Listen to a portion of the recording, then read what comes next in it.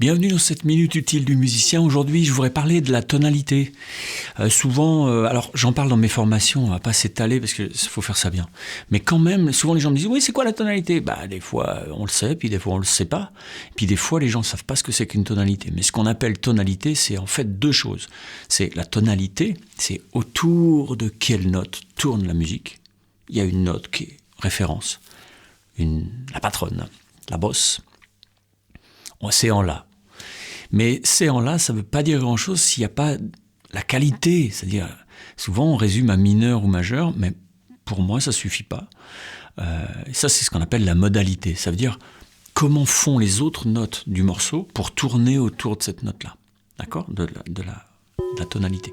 Donc, parfois, on peut savoir qu'un morceau est en Do majeur, ou parfois c'est en La mineur, et puis parfois c'est un La mineur, mais c'est pas celui que tu crois. Ou alors tu te dis, c'est bizarre, et voilà. Donc du coup, il y a plein de trucs à apprendre. Et puis il y a aussi parfois des choses qui peuvent être un peu polytonales, parce que c'est voulu, ou parce que c'est ambigu. Chez Miles Davis, il y a certains albums où tu te dis, je sais pas en quoi c'est. Ça peut être plusieurs choses. Et parfois, il prend des éléments très contradictoires. Dans l'album Doo Wop, il y a certains morceaux, le clavier ou l'espèce de pattern qu'ils ont trouvé n'a rien à voir avec basse, batterie ou machin. Il y a plusieurs tonalités en même temps. Ça vient aussi beaucoup de la musique classique où au début du siècle, on a beaucoup ouvert cette chose-là. Chez Bartók, chez Stravinsky, chez Debussy, il y a toujours une tonalité qui est un peu soit ambiguë, soit même polytonale. C'est-à-dire que d'un seul coup, en même temps, il y a plusieurs trucs. Alors des fois, ça peut être chelou comme musique, puis des fois, ça peut être même assez simple, assez groovy, mais où il y a une ambiguïté possible, ou alors deux choses. Par exemple, je vous donne un exemple, parce que c'est plus parlant. Si je fais un truc comme ça.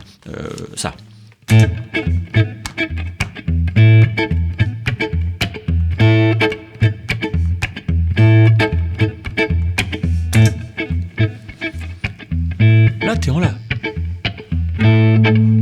Ok ?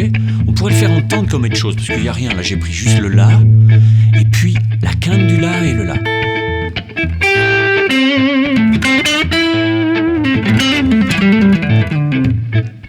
La mineure ou la majeure ?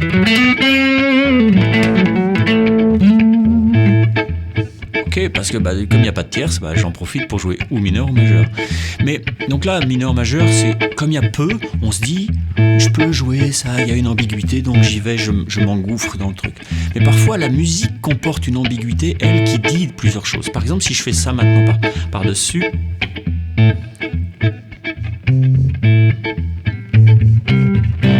Voilà, on va faire ça.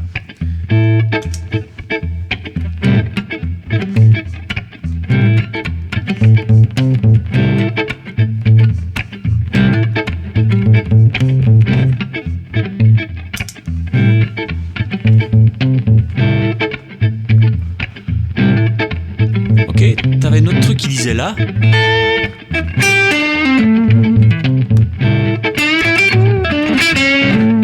Ok, mais là, quand t'as que ça, alors si j'enlève. Voilà, je sais pas si je vais le retrouver, mais quand t'as ça.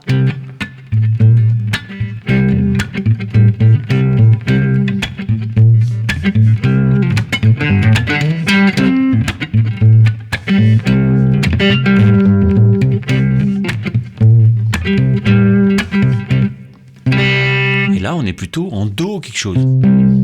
Ok ?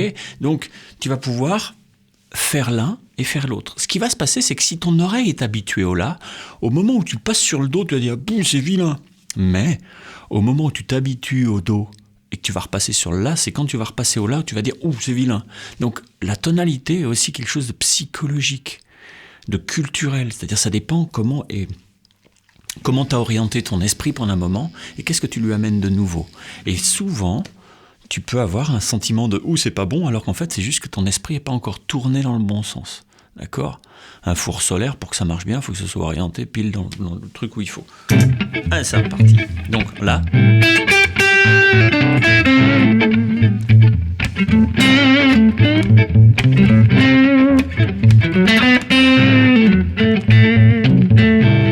Do.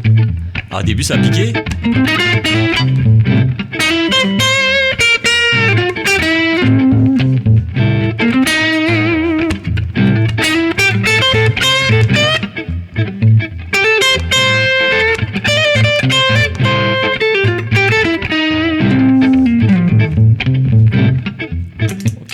tu peux jouer les deux, parce que la musique est ambiguë. Alors, c'est trop touffu, il faudrait pas le faire comme ça. C'est un exemple, je vous improvise un exemple, je ne sens pas déjà, d'accord. Mais parfois, la musique comporte... comment expliquer ? Voilà. Soit la musique laisse une ouverture parce qu'elle ne dit pas, ok ? Elle choisit de laisser une ambiguïté possible d'interprétation parce qu'elle ne dit pas, elle dit pas tout. Soit elle dit plusieurs choses qui peuvent être contradictoires. Là, on a clairement un truc contradictoire entre...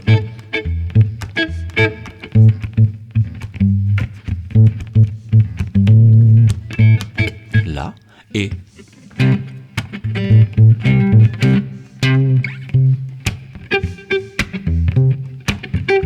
Donc là, on peut jouer en la, on peut jouer en do.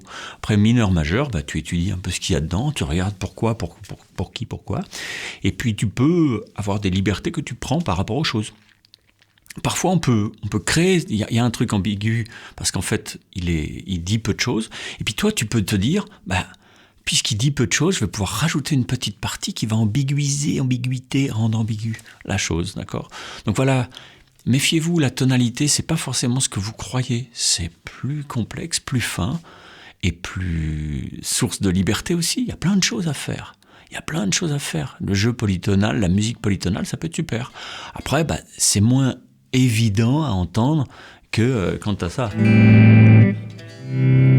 Ok, c'est moins évident. C'est-à-dire que c'est un peu plus de la finesse. Voilà. Mais bon, c'est bien d'aller vers plus de finesse. Non, vous croyez pas ? Bon, n'hésitez pas à vous former. Il y a des trucs qui pourraient vous intéresser. Si vous vous intéressez à la tonalité, à ce que c'est, ce qui pourrait vous intéresser, c'est ma formation harmonie. Allez, je vous laisse découvrir. Formez-vous. Bye bye. Prenez soin de vous. À bientôt, peut-être. Ciao.